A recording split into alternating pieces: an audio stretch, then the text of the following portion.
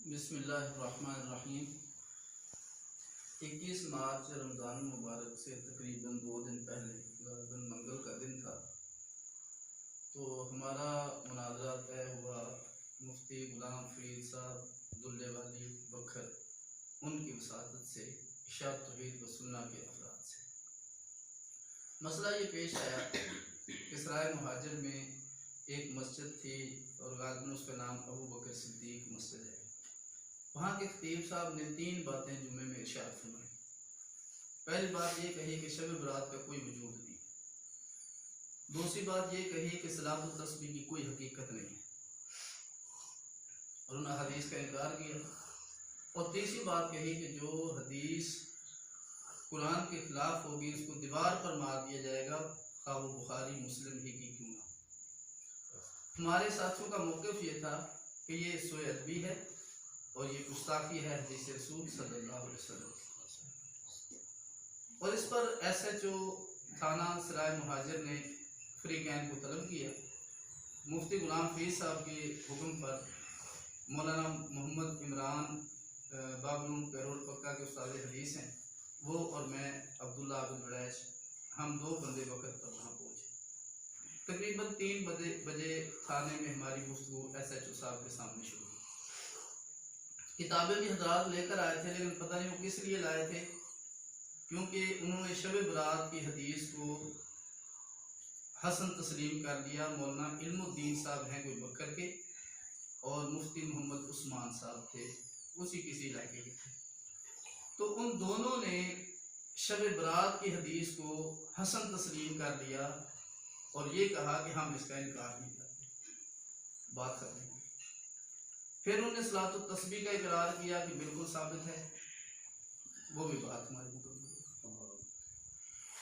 تیسری بات تھی کہ مولانا صاحب جو خطیب تھے انہوں نے یہ کہا ہے کہ جو حدیث قرآن کے خلاف ہوگی اس کو دیوار پر مارا جائے گا، تو ہمارے جو دوسرے فریق ثانی تھا انہوں نے ایک عبارت پڑھی شاشی کی کہ جو خبر واحد قرآن کے خلاف ہو تو اس کو چھوڑ دیا جائے گا۔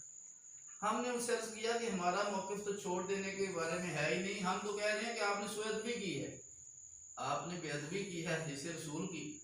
اور اسی پر میں نے احمد سعید چتروڑ گڑھی صاحب کی کتاب قرآن مقدس اور بخاری محدث پیش کر کے میں نے عرض کیا کہ یہ صرف انہوں نے یہ بات نہیں کی بخاری اور مسلم پر یا اس کی بے ادبی نہیں کی، بلکہ ان کے علامہ صاحب علامہ احمد سعید چتروڑی صاحب 14 مہینے کے لگ بھگ جیل بھی بھگت چکے ہیں، جن نے امام بخاری رحمہ اللہ کے خلاف کتاب لکھی تھی اور امام بخاری کے اساتذہ کرام پر سخت غلط زبان استعمال کی تھی۔ مخالف مناظر نے کہا جی اصل بات یہ تھی کہ ان کی جماعت اور ہے ہماری اور ہے، تو ہم نے پوچھا کہ مسلک ایک ہے یا مسلک بھی اور ہے، تو پھر وہ مخالف خاموش ہو گئے۔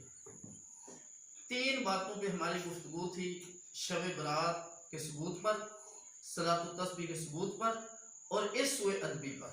تینوں باتوں نے تسلیم کر لی اور ایس ایچ او کے سامنے ان کے خطیب صاحب نے تحریر دی کہ بالکل مجھ سے بے ادبی ہوئی ہے، میں اس پہ معذرت کرتا ہوں۔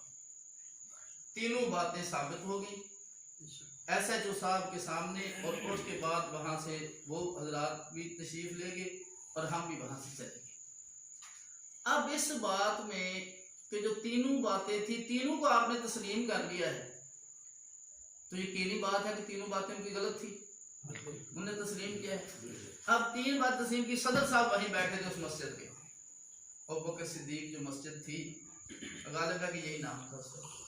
صدر صاحب نے کہا جی جو بھی ہے ہمیں حقیقت کا پتہ چل گیا ہے، اس عقیدے اور نظریے کے بندے کو ہم نے اپنا امام اور خطیب نہیں رکھنا، ہماری طرف سے آج بھی فارغ ہے کل بھی فارغ ہے۔ خطیب کو فارغ کر دیا اور فارغ کرنے کے بعد 10 سال سے وہاں پہ خطیب تھا، اس کو فارغ کیا، اس کا نائب بھی اشاعت توحید و سنہ کا بندہ تھا، اس کو بھی فارغ کیا۔ اور کمال کی بات یہ ہے کہ وہاں پر مولانا شاہد خان میاں والی کے ادھر ہمارے ہاں آتے رہتے ہیں، ہمارے شاگرد ہیں، وہ امام مقرر ہوئے۔ تو الحمدللہ اللہ تبارک و تعالیٰ نے فتح عطا فرمائی اور صدر صاحب نے وہاں سے اشاعت توحید و سنہ کے خطیب کو فارغ کر دیا اور وہاں پہ اہل سنت والجماعت حیاتی خطیب کو وہاں پہ مقرر کیا۔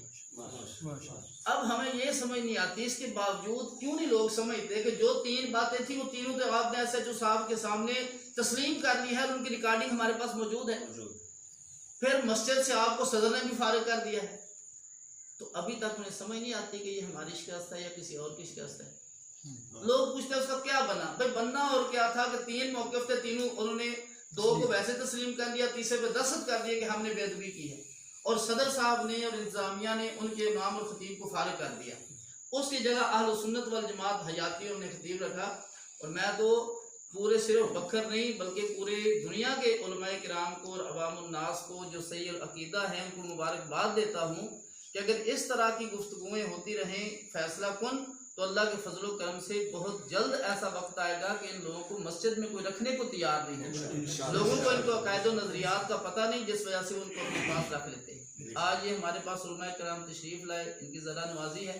افطاری کے موقع پر میرے استاد محترم مولانا رب نواز صاحب تشریف فرما ہیں، قاری مدنی صاحب کھٹا کے خطیب ہیں، مولانا اکرام صاحب ہمارے گاؤں کے خطیب ہیں، مولانا راشد صاحب چک 134 کے خطیب ہیں، قاری احمد صاحب ہیں، قاری عمر فروخ صاحب 21 چک سے ہیں. تو ان علماء کرام کا بھی شکریہ.